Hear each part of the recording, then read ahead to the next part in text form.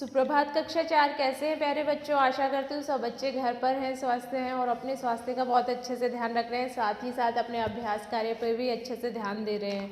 तो प्यारे बच्चों, आज हम देखेंगे विषय हिंदी व्याकरण का पाठ 3 संज्ञा। तो आज के इस पाठ में हम बच्चों देखेंगे कि संज्ञा किसे कहते हैं, संज्ञा के भेद कितने होते हैं। तो सभी बच्चे पेज नंबर 20 निकालेंगे। नई दिल्ली के प्रगति मैदान में मेला लगा हुआ है। शोभा अपने भाई अमन तथा माता पिता के साथ मेला देखने आई है। मेले में बहुत लोग आए हैं। दुकानों की सजावट देखने योग्य है। मेले में मेरा मित्र चमन भी आया है। यहाँ झूले भी लगे हैं। खाने पीने की वस्तुएं जैसे चाट, पकौड़ी, आइसक्रीम, छोले भटूरे, मिठाइयाँ इत्यादि की दुकानें भी लगी हैं। हम सब ने चाट पकौड़ी खाई और शीतल जल पीकर प्यास बुझाई। तो बच्चों, ये जो पैराग्राफ हमने देखा, इसमें रंगीन छपे शब्द जो हैं वो किसी न किसी के नाम हैं, कि कुछ नाम व्यक्तियों के हैं, कुछ नाम जगहों के हैं, कुछ नाम वस्तुओं के हैं। तो शोभा, अमन माता पिता और चमन ये क्या है? व्यक्तियों के नाम हैं। झूले, चाट पकौड़ी, आइसक्रीम, छोले भटूरे, मिठाइयाँ, जल आदि क्या हैं? ये सब वस्तुओं के नाम हैं। नई दिल्ली प्रगति मैदान, मेला, दुकान ये क्या है? स्थान है, जगहों के नाम हैं। सजावट, प्यास, शीतल ये क्या है? भावों के नाम हैं। तो ये सभी क्या है? ये सभी संज्ञा शब्द हैं। अब देखेंगे बच्चों हम व्यक्तियों के नाम। तो सचिन तेंदुलकर, लाल बहादुर शास्त्री, महात्मा गांधी और डॉक्टर राजेंद्र प्रसाद। तो ये क्या है? व्यक्तियों के नाम हैं। कि जैसे सचिन तेंदुलकर महान क्रिकेटर हैं, तो इसमें एक व्यक्ति है जिनका नाम क्या है? सचिन तेंदुलकर है, जो कि महान क्रिकेटर है। तो सचिन तेंदुलकर क्या हो गया? नाम हो गया। फिर है महात्मा गांधी, हमारे राष्ट्रपिता हैं। तो कौन है हमारे महात्मा राष्ट्रपिता? महात्मा गांधी है। हमारे राष्ट्रपिता का नाम क्या है? महात्मा गांधी है। तो महात्मा गांधी क्या हो गया? नाम हो गया, एक व्यक्ति का नाम हो गया। नरेंद्र मोदी हमारे प्रधानमंत्री हैं। तो नरेंद्र मोदी क्या है? एक व्यक्ति का नाम है। तो ये नाम क्या है? ये संज्ञा है। तो सचिन तेंदुलकर, लाल बहादुर शास्त्री, महात्मा गांधी और डॉक्टर राजेंद्र प्रसाद। अब है वस्तुओं के नाम। तो वस्तुओं के नाम है कार, टेलीविजन, मेज, कंप्यूटर। मैंने कहा यहाँ पे कंप्यूटर रखा है। क्या रखा हुआ है? यहाँ पे कंप्यूटर रखा हुआ है। मेरे सामने मेज रखी हुई है। मेरे सामने क्या रखी हुई है? एक वस्तु रखी हुई है जिसका नाम मेज है, और एक वस्तु रखी हुई है जिसका नाम कंप्यूटर है। तो कंप्यूटर और मेज के नाम से हम इन वस्तुओं को जानते हैं। तो मेज और कंप्यूटर क्या हो गए? नाम हो गए। तो अब देखेंगे स्थानों के नाम। स्थानों के नाम है बाजार, सिनेमा हॉल, राष्ट्रपति भवन और विद्यालय। बाजार क्या हो गया? एक जगह का नाम है। सिनेमा हॉल एक जगह का नाम है। कि जैसे कल मैं विद्यालय गया था, या कल सुरेश विद्यालय गया था, कल राधा विद्यालय गई थी। कहाँ गई थी राधा या सुरेश? कहाँ गए थे? विद्यालय गए थे। विद्यालय क्या है? एक जगह का नाम है, एक जगह है जिसे हम विद्यालय के नाम से जानते हैं। कल सिनेमा हॉल में मैंने सिनेमा देखी। कल सिनेमा हॉल में मैंने सिनेमा देखी। तो सिनेमा हॉल क्या है? एक जगह का नाम है जिसे हम किस नाम से जानते हैं? सिनेमा हॉल से। तो ये क्या हो गए? नाम हो गए। अब है भावों के नाम। भावों के नाम तो बुढ़ापा, रोना, खेलना और पढ़ना, ये क्या हो गए? भावों के नाम है। तो बच्चों, किसी भी व्यक्ति, वस्तु, स्थान तथा भावों के नाम को हम क्या कहेंगे? संज्ञा कहेंगे। किसी भी व्यक्ति, वस्तु, स्थान तथा भावों के नाम को हम संज्ञा कहेंगे। अब संज्ञा के भेद देखेंगे कि संज्ञा के कितने भेद होते हैं। संज्ञा के 3 भेद होते हैं। पहला है व्यक्तिवाचक संज्ञा, दूसरा है जातिवाचक संज्ञा और तीसरा है भाववाचक संज्ञा। तो सबसे पहले हम देखेंगे बच्चों व्यक्तिवाचक संज्ञा। तो किसी वस्तु, व्यक्ति या स्थान विशेष का नाम क्या कहलाता है? व्यक्तिवाचक संज्ञा। तो ताजमहल, हिमालय पर्वत और महात्मा गांधी, ये क्या है? नाम है कि पर्वत तो बहुत सारे होते हैं लेकिन हिमालय क्या है?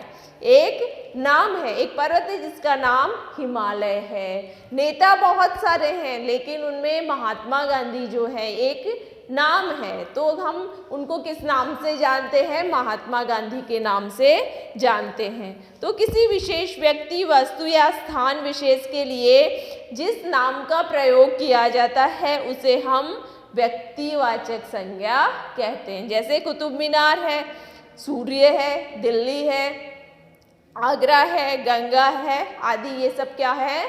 विशेष स्थानों के नाम हैं।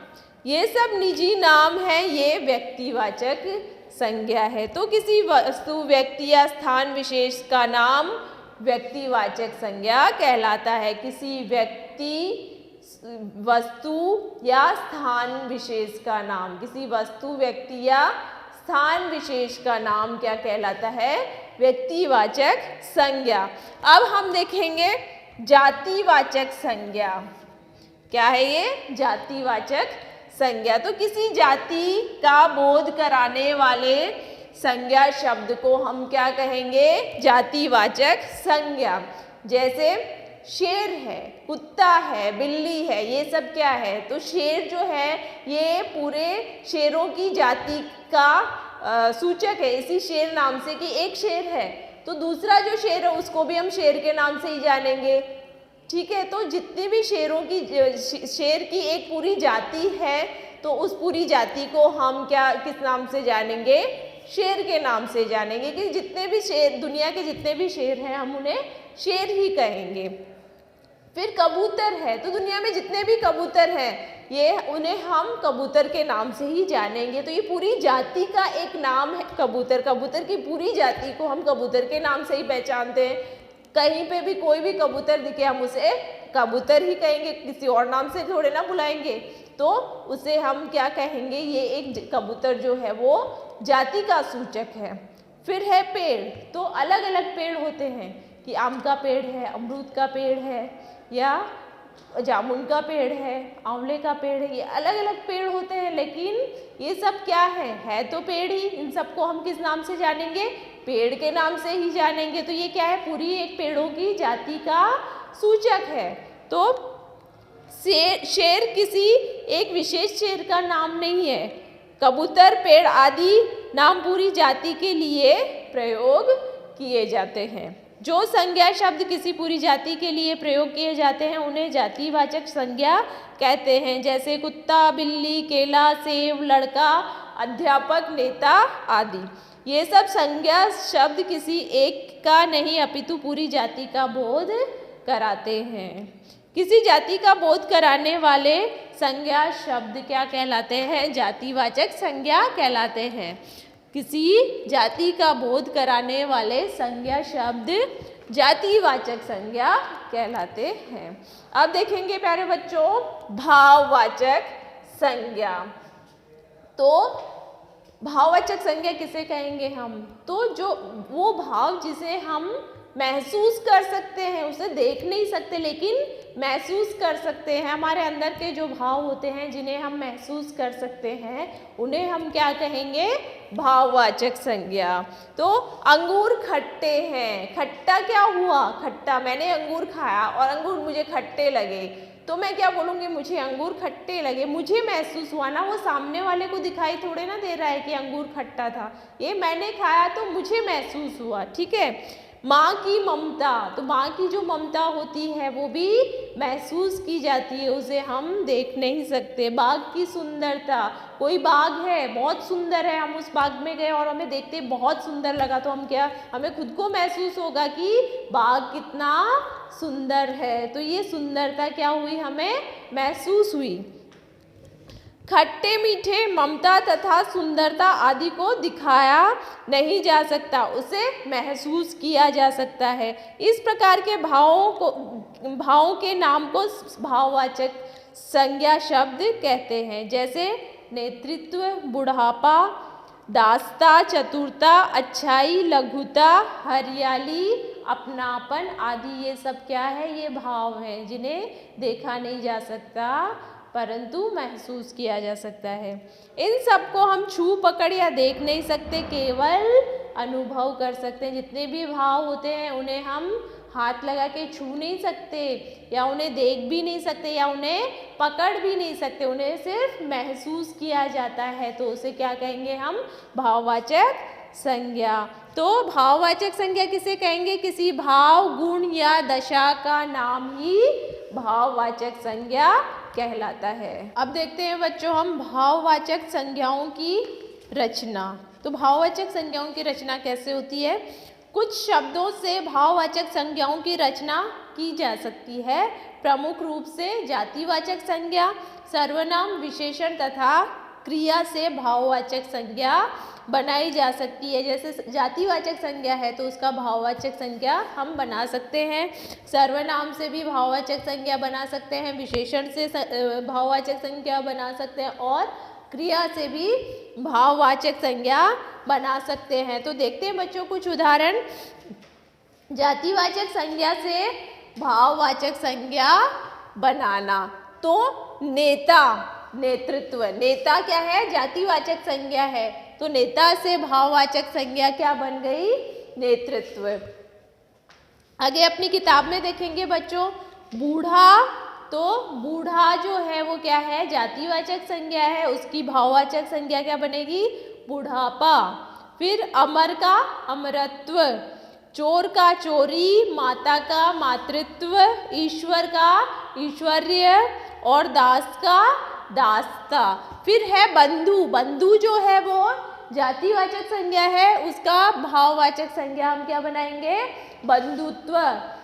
क्षत्रिय से क्षत्रियत्व, बच्चा से बचपन, आदमी का बनेगा आदमियत, डाकू का डकैती, बालक का बालकपन, देव का देवत्व। फिर है बच्चों पंच, पंच क्या है? जातिवाचक संज्ञा है, उसका क्या बनेगा? पंच का जातिवाचक संज्ञा बनेगा पंचायत। पंच से जातिवाचक संज्ञा क्या बनी? पंचायत। फिर व्यक्ति से व्यक्तित्व, इंसान का इंसानियत, नारी से नारीत्व, मनुष्य का मनुष्यता, दानव से दानवता तथा पशु से पशुता। तो ये कुछ उदाहरण हमने बच्चों देखे कि जातिवाचक संज्ञा को हमने किस में परिवर्तित किया? भाववाचक संज्ञा में। अब देखेंगे सर्वनाम से भाववाचक संज्ञा। सर्वनाम जो शब्द है उनको हम भाववाचक संज्ञा में परिवर्तित करेंगे। तो पहला है हमारा अपना। अपना से क्या बनेगा? अपनापन। अहम तो अहंकार, अहम जो है सर्वनाम है, उसका भाववाचक संज्ञा उसको परिवर्तित किया भाववाचक संज्ञा में, तो क्या बन गया? अहंकार। निज का निजत्व, स्व का स्वत्व, सर्व का सर्वस्व और मम का ममत्व। तो निज जो है वो क्या है? सर्वनाम है, उसका भाववाचक क्या बनेगा? निजत्व। स्व सर्वनाम है, उसका भाववाचक बनेगा स्वत्व। सर्व जो है वो भाववाचक है, सर्वनाम है, उसका भाववाचक बनेगा सर्वस्व और मम जो है उसका ममत्व। अब देखेंगे विशेषण से भाववाचक संज्ञा कैसे बनाएंगे हम। ये विशेषण के कुछ उदाहरण हैं और उनका हमने इस तरह से भाववाचक बनाया। तो पहला है हमारा चतुर। चतुर से क्या बनेगा? चतुरता। फिर है अच्छा से अच्छाई, स्वस्थ से स्वास्थ्य, धीर से धैर्य, लघु से लघुता, हरा से हरियाली। फिर है कटु। कटु क्या है? विशेषण है, उसका भाववाचक बनेगा कटुता। कटु से कटुता, उचित का औचित्य, कठिन का कठिनाई, मोटा मोटापा, बुरा बुराई, कुशल कुशलता। फिर है सरल। विशेषण है, सरल का भाववाचक बनेगा सरलता। लंबा से लंबाई, कुशाग्र से कुशाग्रता, तरुण से तारुण्य, मधुर का माधुर्य और सुंदर का भाववाचक बनेगा सुंदरता। अब वैसे ही बच्चों हम क्रिया से भाववाचक संज्ञा बनाएंगे, तो क्रिया से भाववाचक संज्ञा कैसे बनेगी? तो गाना, गाना क्या है? क्रिया है, तो उसका भाववाचक क्या बनेगा? गान। फिर है कहना, कहना क्या है?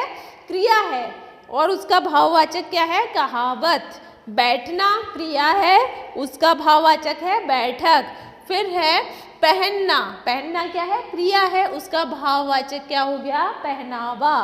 कूदना एक क्रिया है, उसका भाववाचक हो गया कूद। फैलना का भाववाचक हो गया फैलाव। अब है बुनना, बुनना क्या है? क्रिया है, उसका भाववाचक क्या हुआ? बुनाई। धोना धुलाई, चिल्लाना चिल्लाहट। तो प्यारे बच्चों ये कुछ हमने क्रिया के उदाहरण देखे कि क्रिया से भाववाचक कैसे बनाए जाते हैं। आगे है पढ़ना पढ़ाई, झगड़ना झगड़ा, रोना रुलाई, मांगना मांग। मांगना क्या है? क्रिया है, उसका भाववाचक क्या हो गया? मांग। चलना का हो गया चाल, चलना क्रिया है और उसका भाववाचक चाल। दौड़ना दौड़, मेल मिलाना। पीना का पी, पीना क्या है? क्रिया है, उसका भाववाचक क्या हुआ? पी। खेलना क्रिया है, उसका भाववाचक खेल। पहचानना, पहचानना क्रिया है, उसका भाववाचक हो गया पहचान। भूलना क्रिया है, उसका भाववाचक हो गया भूल। और मिलना का मिलाप। तो प्यारे बच्चों ये आज हमने संज्ञा देखा, संज्ञा के कुछ उदाहरण देखे, संज्ञा के प्रकार देखे कि व्यक्तिवाचक, जातिवाचक और भाववाचक संज्ञा के 3 प्रकार देखे। इनका आपको घर पे अभ्यास करना है और इनको बार बार पढ़ते रहना है।